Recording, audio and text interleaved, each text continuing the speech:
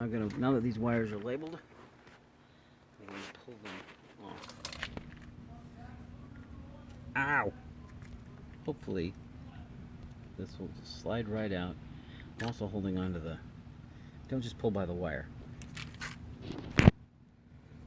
Try to pull by the fixture. There we go. So it comes away from the... There we go.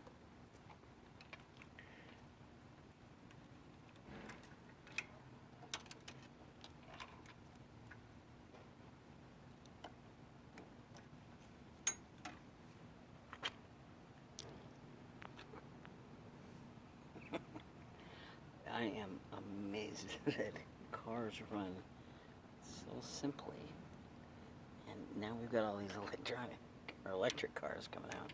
It's like you don't need an electric car. These things are simple. All right, I think now I'm gonna remove the coil. Remove the coil, okay? I forget how to test your coil.